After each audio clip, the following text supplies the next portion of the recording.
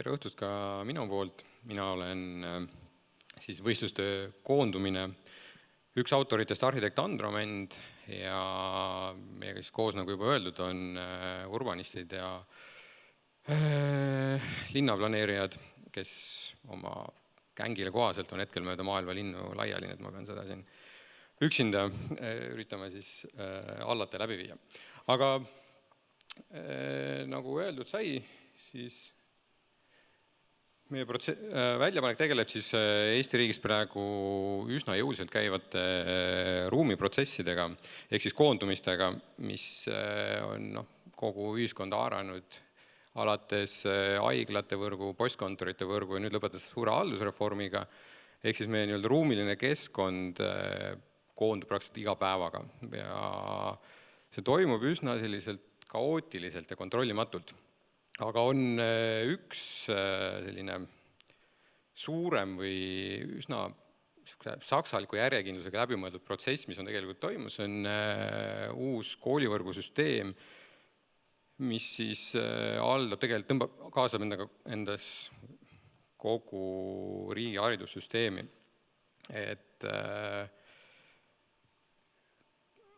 Ehk siis täpselt see, mida kõik muudki räägivad, aga kus väiksed kohad kaanevad, kõik koondatakse suuretesse kohtadesse, aga see kõlab negatiivselt. Aga tegelikult läbi selle on haridusministeerium jõudnud täiesti uue kvaliteetse ruumi loomiseni. See sama protsess tegelikult seisab ees kogu maailmas ja kuskil mujal veel ei ole algatatud nii süstemaatilist ja kogu riiki hõlmavat seda protsessi, aga probleemid on Jaapanis, Saksamaani, kus on kõik vähenev rahvastik ja samas on ka tegelikult kasvavad riik nagu Suurbritannia, kus rahvastik küll kasvab, aga nad koonduvad linnadesse, ehk siis nad peavad alustama ka oma riigis selle sama reformi ja kogu selle süsteemi kokkutõmbamist. Selles suhtes on Eesti üsna unikaalne võimalus olla edulugu ja eeskuju tegelikult kogu maailma, sest muu maailm ei ole veel seda protsessi alustanud ja näidata, et see ei pea alati olema negatiivne protsess, koondumine ja kahanemine, et seda on võimalus keerata ka enda kasuks.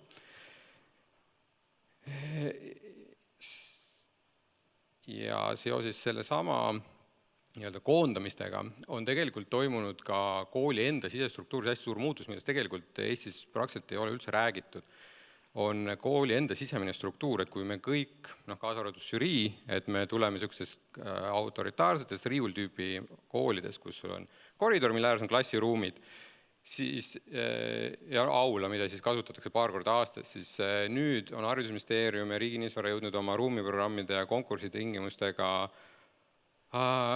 programmini, kus on loodud väike linnalik mudel, kus kõik need kinnised ruumid, sööklad, aulad, raamatukogud on koondatud kooli tuumikusse, ehk siis on loodud avatud linnaväljak, mida õpilased saavad kogu aeg kasutada, kus nad saavad kogu aeg suhelda. Ja sellega seoses tegelikult antakse õpilastele uusi kogemusi eluks, et me kõik teame, et umbes 20 aasta pärast enamus elukutseid, mida me praegu õpime, et neid ei ole enam vaja, et inimesed peavad elukestvalt kogu aeg õppima, kogu aeg omandama uusi oskusi, uut suhtlemist.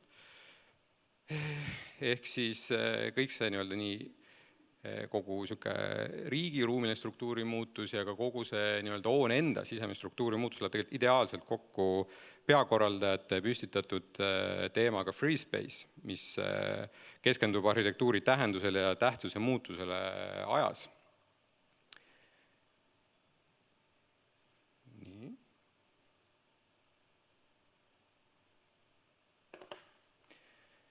Ja ehk siis paviljoni idee ise kannabki edasi ruumi üleminekut ühest olekust teisest, mis tegelikult toimub meie füüsilises riigis, kus väiksed kohad hääbuvad, suured kohad kasvavad. Ehk siis see paviljoni ise on samamoodi üles ehitatud, kus üks olek läheb üle kogu näituse ajal ühest olekust teise. Ehk siis algne ühtne soolalauseline tasapind kasvab kogu näituse ajal üles täitsa uueks ruumiks luues uue struktuuri. Mõned aastad tagasi Peter Eisenman tuli välja oma mõttega, et me elame vaatemängude ajastul, milleks on praegune see üritus on ideaalne näide selle tõestuseks, et ehk siis, et kui sa tahad oma nii-öelda mõttega kellegi jõuda, et sul peab olema ka mingi attraktor, mis selle inimese sinna üldsegi tõmbab. Et ta peab saama tähelepanu millegiga, mis erineb nii-öelda tavakäsitlusest või tavanägemusest. Et antud juhul siis me olemegi kasutanud tegelikult ebatraditsioonilisi materjali, ebatraditsioonilisi nii-öelda ruumi loomeprotsesse, ehk siis valge sool, mis liigub ühest olekust, teise loob uut ruumi ja ruum, mis kogu aeg ajas muutub kogu näituse protsessi jooksul. Nii, siin on nüüd mõned prototüübid, et siin on nüüd see nii-öelda katsed, et see esimene alumine on see, mis oli siis esimeseks vooruks. Et no siin selle kasvu on näha, nüüd see ülemine on see sama prototüüp, mis on siis nüüd 17 päeva vana. Et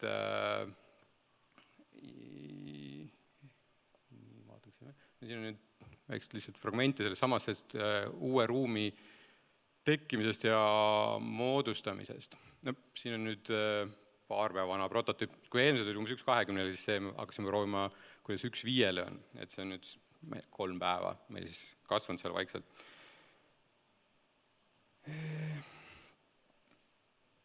Nii, ja siis paviljoni enda kontseptsioon on siis on paviljoni keskne tuumik ja selle keskse tuumiku tegelikult moodustab sama analoog nagu Neuron, siis on no comment siuke väike lõigukene, kus ei ole mingit nagu suunavat teksti, midagi, et iga inimene saab ise otsustada. Ehk siis seal on sellest nii-öelda soolaseintest moodustub sulle põhimõtteliselt siuke tühi ruum, kus sul siis seintele projitseeritakse erinevates külgedest see sama nii-öelda kooli tekkinud uus linnaväljak ja ehk siis inimesed saavad ise näha, kuidas siis õpilased seda tegelikus olukorras kasutavad. Et ja sinna midagi muud nagu täiendavalt, iga inimene saab ise otsustada, et kas see toimib, kas see ei toimi. Ja seda ümbritsev ala nii-öelda kahe selle soolaseina vahele jääv ala on siis see, kus nad saavad siis täiendavat informatsiooni, kus siis on loodud ekraanid, kus siis jooksevad siis kas intervjuud projekteerijatega, hoonete projektid, fotod ja muud info. Ja kogu see nii-öelda ümbritsev galerii, et see on siis tegelikult soolaveevann.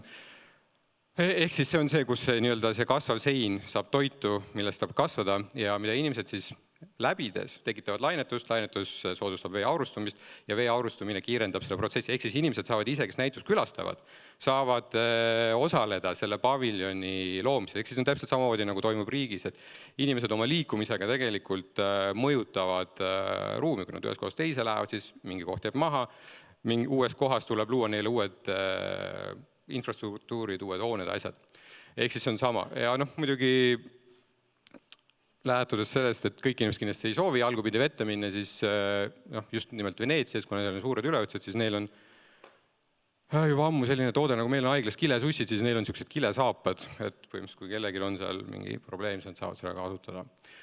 Et siis peale esimest foorum saime žüriilt väga tagasisidet, peale mida me tegime seda asja lihtsamaks, tegime transporditavaks, ehk siis, et see kõik saab Eestis eelnevalt valmis kasvatada, saab sinna viia ning ütleme nii, et lahendus läks lihtsamaks, aga samas läks paremaks.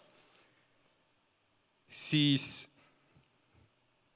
nii, nüüd see aeg, mis meil oli siin 2 vooru vahel, siis me tegelesime ka koostööpartnerite otsimisega, meil on siiralt hea meel, et kui me tutvustasime seda maailma juhtivale hüdropoonika seadmete ja toodete tootjale, Natufia Labile, siis nad olid kohe esimesest hetkest olid nad väga huvitatud sellest, et nad saaks selles protsessis osaleda, ehk siis kõik see teadmised, kõik programmid, asjad, kuidas soola, ehk siis nemad tegelevad muidugi taimede kasvatusega, aga see, kuidas saab soola, kuskilt otsast saab kasvu kiirendada, kuskilt saab vähendada, kuidas saab üle interneti saab seda kõike jälgida, juhtida, siis kindlasti on meil hea meel, et kommunikatsioonipro JLP oli nõus meid kohe aitama ja siin slaidil ei ole, aga paar tundi tagasi ma sain kõne haridusministeeriumist, kes oli ka väga huvitatud koostööst ja nad olid nõus, et nad võtavad ka osa kulusi enda kanda, et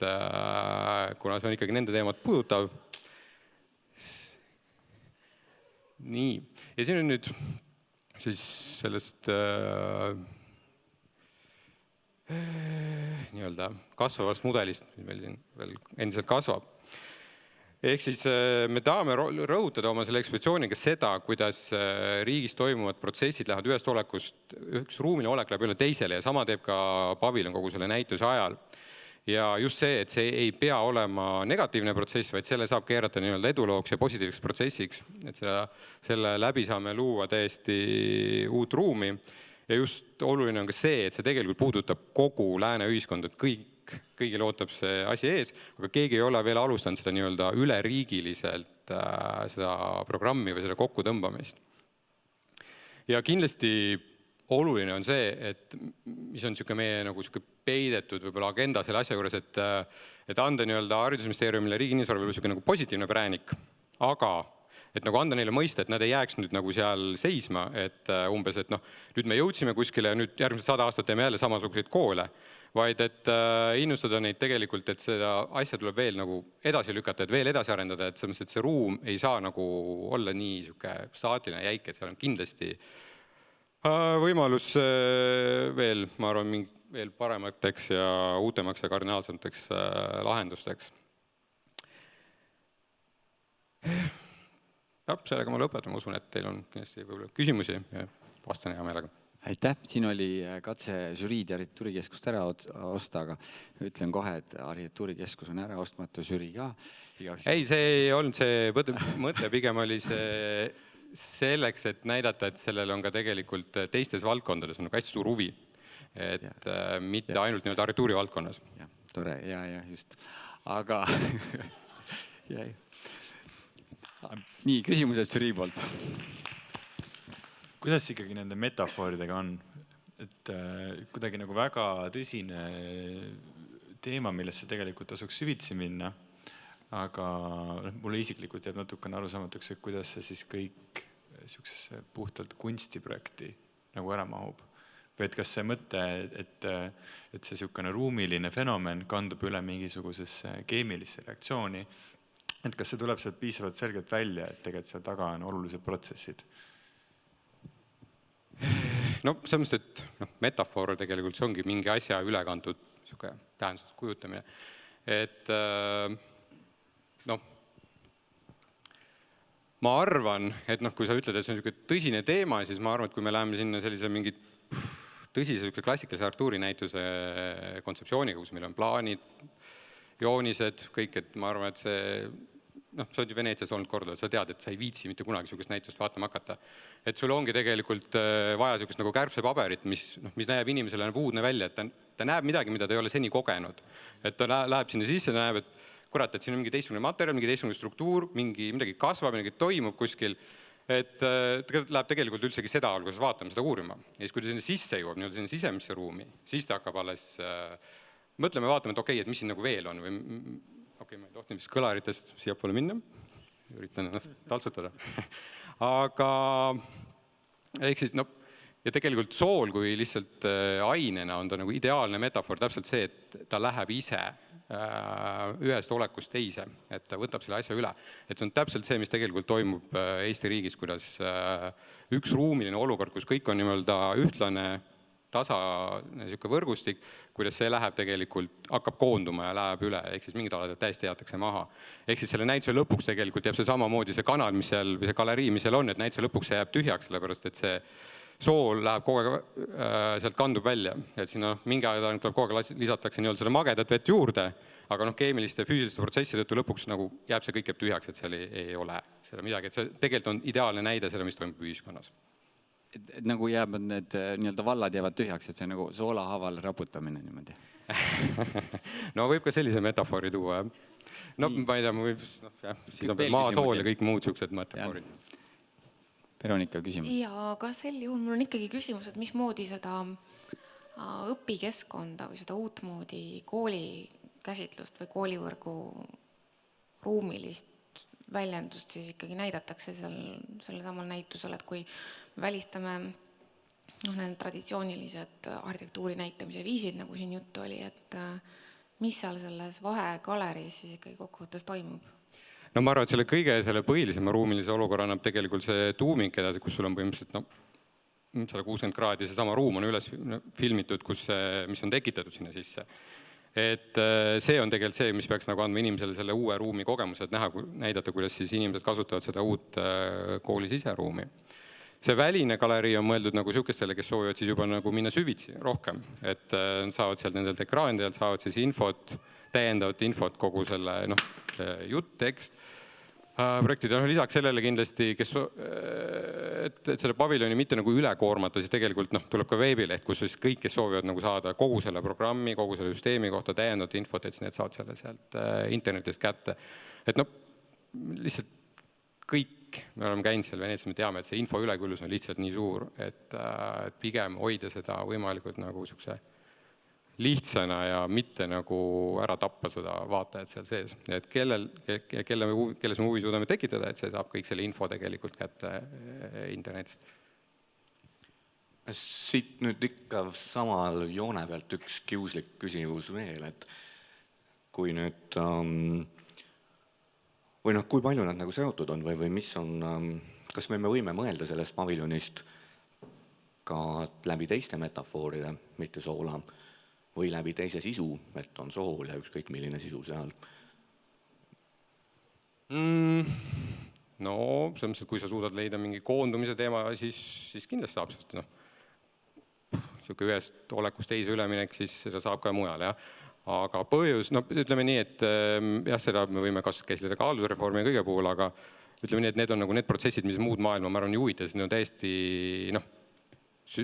ei ole tehtud korrapäraselt, seal puudub nagu igasugune uut kvaliteetset ruumi loov taust, haldusreform, et keegi ei ole analüüsinud, millist tegelikult uut ruumi see kõik asja loob. Et samas nagu kooli puhul, et see on see võrk, see on nagu olemas seal see nii-öelda koondumine, et see on pigem nagu selline positiivne mõtestatud tegevus, et see, ütleme nii, et algus oli rabe, jah, et siin need esimesed riigigümnaasiumid läksid ikka täiesti metsa, aga nüüd tänu Arhliidu nagu tugevale tööle on see asi nagu hakanud tuure üles võtma. Ehk siis, tulles tagasi küsimuse juurde, siis jah, teoorias ta võib muidugi, jah, et teda saab ka millegile muule kasutada nagu muu asja esitamiseks, aga kõige puhtamalt toimib ta ikkagi selle koolivõrgu näitel, kus sul luuakse tegelikult lihtsalt uut ruumi. Yeah. Ma küsiks ikkagi uuesti üle, et selle soola installatsioonile lisaks, et millises kihis või kus näidatakse siis seda infot, et meil on selline koolireform toimumas ja seesama koondumise teema ja kas näidatakse ka konkreetselt mingeid kaasaegsete hoonete või kaasaegsete koolimajade näiteid, mida meil head näiteid ju liiga palju ei ole tegelikult. No selles mõttes, et järgmiseks aastaks, kui see biennaal algab, et siis selleks ajaks praegu on ehitusse minemas juba vist 3 tükki, 3 uut koolimajat ja konkursse tuleb nüüd iga kuu, tuleb üks, et selles mõttes, et me anname endale aru, et tõesti kõik ei ole veel valmis, aga me saame samamoodi näidata ka tegelikult mudeleid ja kõike seda, selleks hetkeks on juba need projektid tegelikult on juba, ma arvan, et juba umbes 10 projekti on selleks hetkeks, kui see näitus avatakse, on juba tegelikult olemas meil. Et ja see siin on see alumine skeem on näidatud seal galerii nagu nendes nurgapunktides, et seal siis on ekraanid, kus siis jooksevad need infod. Nende põhimõtteliselt ilmselt, või mitte ilmselt, vaid ongi, et videode näol, et siis nendest majadest, ruumidest, projektidest ja ilmselt ka intervjuud arhitektidega. Mul on niisugune küsimus, see oli ka vist juba alguses eelmise vooru puhul teile esitatud, et ikkagi see protsessi kiirus, et kui ma sinna korra pilgu sisse viskan sellesse paviljoni, et mis mind sunnib nagu sinna sisenema või jääma või natuke süvenema hakkama, et ma saan aru, et ikkagi see kogu see asi on üles ehitatud sellele, et näituse lõpuks on see installatsioon nagu küps. No selles mõttes, et mingi osa sellest kasvatame ikkagi Eestis ette, et see päris nii ei ole, et näitus avatakse ja sul on ainult see soolvann ja kõik nagu laiutavad käsi, et mis siis nüüd siin, et pigem, ta hakkab mingid ka kasvama nii-öelda laiuses ja hakkab sihukest nagu ühtlast seina moodusama. Aga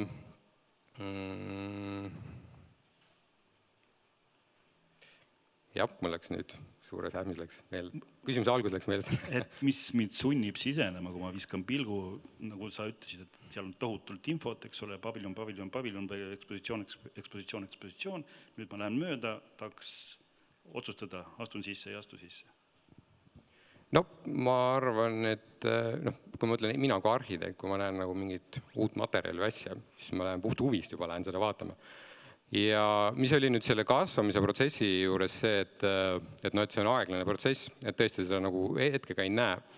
Et seesama see no comment room, mis meil seal keskel on, et seesama kasvamine, kui seda ette kasvatamist siin Eestis tehakse, nii, et siis selle kõike tegelikult filmitakse, ehk siis mingi hetk ei näidata mitte seda kooliruumi seal sees, vaid sealt saab tegelikult näidata seda kogu selle paviljoni enda kasvamist timelapse'is ka. Aitäh. Publiku hulgast on ka küsimust, jah? Niikaua kui mikrofon publiku...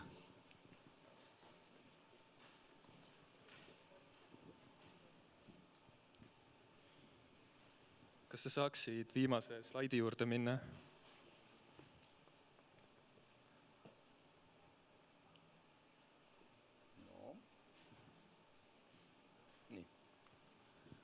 Kui sa vaatad nüüd seda geomeetriat, siis selle järgi tegelikult kataksid kõik lapsed terve Eesti. Et siin ei ole näha mingisugust koondumist, vaid see sool põhimõtteliselt laieneb ütleselt. Et kas ei oleks olnud parem kasutada näiteks baktereid või midagi muud?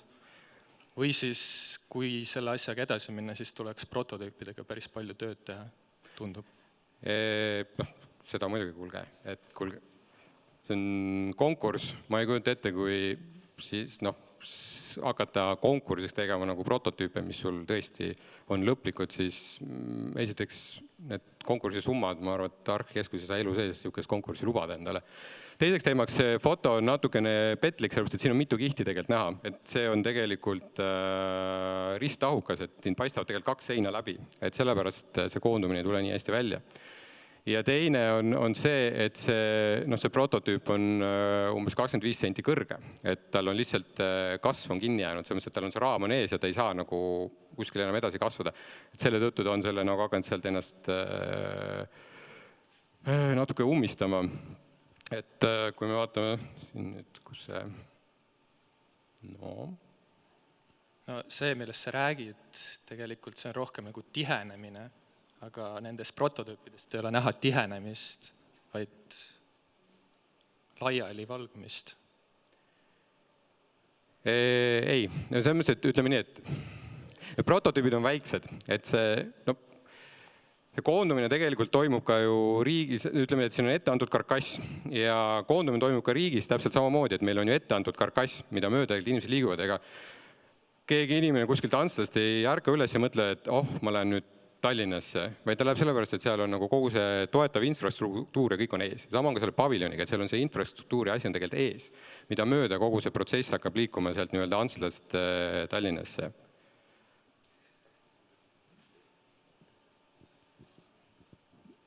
Nii, kui publikul kas rohkem küsimusi oli, ma küsin ise sinu tegelikult veel.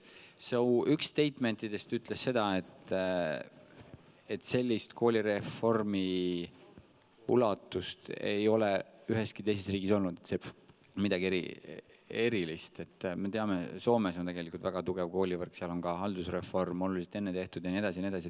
Et millele te see väide tugineb? Haridusministeeriumile.